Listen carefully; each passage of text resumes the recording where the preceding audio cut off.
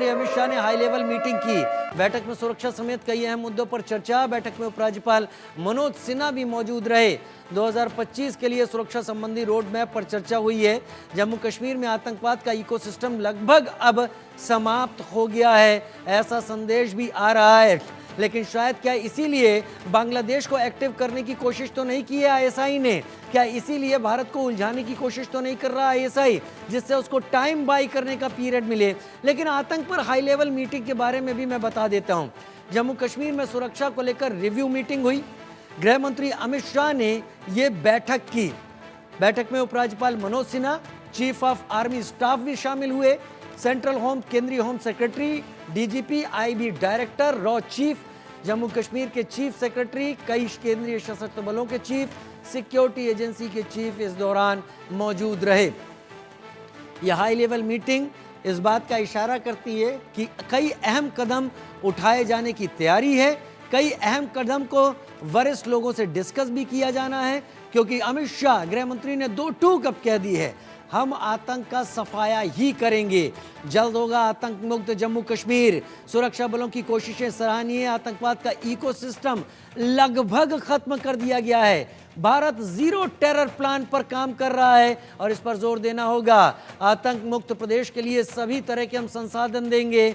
अब पंजाब को मुक्त जैसे किया, वैसे ही जम्मू कश्मीर को भी आतंक मुक्त करेंगे और पाकिस्तान को वहां पर ले जाएंगे जहां पाकिस्तान का रहना सबसे ज्यादा सही है। ब्रिगेडियर जामवाल मेरे साथ जुड़ गए हैं। Brigadier Jamwal, zero terror plan से मतलब क्या है? जीरो टेरर प्लान के कितने वर्टिकल्स होते हैं? किस किस तरीके से जीरो टेरर प्लान को इंप्लीमेंट किया जाता है? आम आदमी से समझता नहीं, प्लीज इसे समझाएं।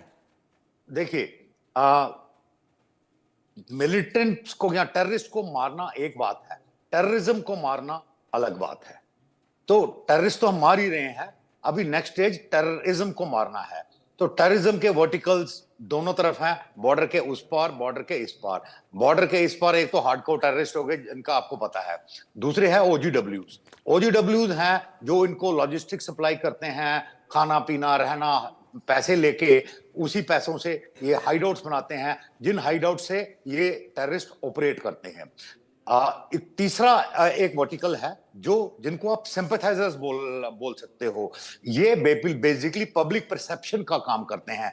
इसमें आपके कुछ गिने चुने मीडिया के लोग आ जाते हैं, कुछ एसोसिएशंस, जैसे कि किसी जमाने में बार एसोसिएशन थी, वो ऑलमोस्ट माउथ पीस था टेररिज्म का, माउथ पीस था। और भी कई एसोसिएशन हैं जिनमें आज भी आईएसआई के समर्थक और टेररिज्म के समर्थक मौजूद है। ये एक अलग वर्टिकल है, इसको एक अलग तरीके से हैंडल करना है। ये वाले वर्टिकल तो हो गए हमारे 3 मैंने किए भारत के अंदर। इसी तरह अक्रॉस द बॉर्डर क्या है? देयर प्रॉपर लॉन्च पैड हैं, ट्रेनिंग कैंप्स हैं जो डायरेक्टली टेररिज्म को सपोर्ट करते हैं। दूसरा वर्टिकल है जैसे जिसमें खासकर आईएसआई आती है जो इनको मतलब ट्रेनिंग वगैरह देने में सहयोग देती है और इन्फिल्ट्रेशन में करती है। और तीसरा वर्टिकल है जो इनको पैसे मुहैया कराता है, वो पैसे मुहैया। ये वर्टिकल सऊदी अरेबिया से लेकर दुबई से लेकर पाकिस्तान और हिंदुस्तान हर जगह फैला है। तो ये जो फाइनेंशियल नेटवर्क है, इस वर्टिकल को भी समाप्त करना है। तो एंड ऑफ द डे ये सारे वर्टिकल जब खत्म होंगे, जो भारत के अंदर है उन पे ऑलरेडी काम चल रहा है, पर ऐसा नहीं है जो भारत के बाहर है, चाहे पाकिस्तान में है, कहीं भी है, आप खबरें सुनते रहते हो, उन पे भी काम हो रहा है और वो भी खत्म किए जा रहे हैं। तो जब ये साइमल्टेनियसली सारे वर्टिकल गिर जाएंगे, तब जाके कहीं पे जिसको हम टेरर फ्री कश्मीर बोल सकते हैं, वो आएगा। सुशील वकील जी मेरे साथ इस वक्त जुड़े हुए हैं। सुशील वकील जी, ये तो कश्मीर रीजन की बात हम कर रहे हैं, घाटी और उसके आगे का इलाका, नॉर्दर्न कश्मीर, साउथ कश्मीर, जहां पर बहुत ज़्यादा इन्होंने होल्ड करने की कोशिश की थी, न केवल वहां के लोगों को उकसा कर, बल्कि रिलीजन को भी बेस बनाकर वहां पर पाकिस्तान ने टेररिज्म को बढ़ावा देने की कोशिश की थी। लेकिन पिछले कुछ दिनों में देखा गया है कि जब एक तरफ बहुत जोर लग जाता है तो ये शिफ्ट करते हैं अपनी टेरिटरी, यानी पीर पंजाल के इधर उधर दोनों तरफ जाने की कोशिश करते हैं। क्या पूरे जम्मू कश्मीर में अब एक साथ जीरो टेरर प्लान के तहत सारी पॉलिसी काम करेगी इस यूनियन टेरिटरी में, तभी इन चीजों को इंप्लीमेंट किया जा सकेगा? आप तक क्या जानकारी है?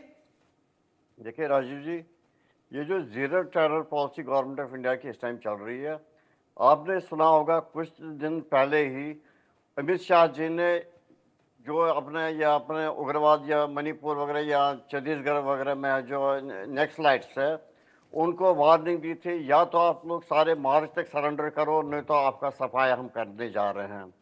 वही चीज़ जम्मू कश्मीर में भी अब हो रहा है, पूरी तरह से हो रहा है। अब ये चीज़ फर्क नहीं पड़ेगा चाहे वो मिलिटेंट्स कश्मीर में है, टेररिस्ट कश्मीर में है, या वो जम्मू की ओर भागेंगे।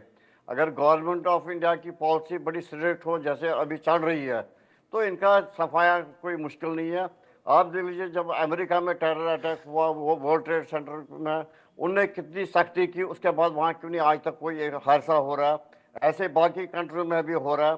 इंडिया में जो अभी तक था, सॉफ्ट स्टेट इंडिया हमेशा रहा। बड़ी अच्छी पॉलिसी इनके ऊपर बड़ी आ रही है, क्योंकि ये अंडर अमेरिकन दबाव थे या बाकी कंट्री जो उनके दबाव में आती थी तो एक्शन नहीं लेती थी। आपने एक से पहली बार ये देखा होगा कि इस बार जो है, कल भी जो अटैक हुआ में 5 टेररिस्ट मारे गए। इस बार पहली बार ये हुआ कि पॉलिटिकल इंटरफेरेंस इसमें बिल्कुल नहीं थी। गवर्नमेंट ऑफ इंडिया ने एक अच्छा एक्ट के या जम्मू कश्मीर में पास किया, जिसकी वजह से जो लॉ एंड ऑर्डर है वो गवर्नर लेफ्टिनेंट गवर्नर साहब के पास रहा। अगर ये भी मुख्यमंत्री के हाथ में ही होता, आज फिर से दबाव डालना जाता फौज पे, स्लो चलो, एक्शन में ज्यादा करो, स्लो, जैसे पहले होता था। जब भी कभी एनकाउंटर होता था गवर्नमेंट में, जिस टाइम चाहे उस टाइम जो भी मुख्यमंत्री होता था, वो दबाव डालता था सरकार पे, इससे कश्मीर में ज्यादा आतंकवाद फैल जाएगा, वायलेंस ज्यादा बढ़ जाएगी। लेकिन पहली बार है, कल आपने देखा होगा जब अमित शाह जी ने दिल्ली में मीटिंग बुलाई, लेफ्टिनेंट गवर्नर साहब थे, आर्मी चीफ साहब थे, चीफ सेक्रेटरी थे, सारे थे, लेकिन मुख्यमंत्री को उसमें बुलाया नहीं गया था, क्योंकि ये जो गवर्नमेंट के जो अनड्यू इंटरफेरेंस होती थी हर बार, इस बार पहली बार वो हो गया, उसको दूर रख दिया।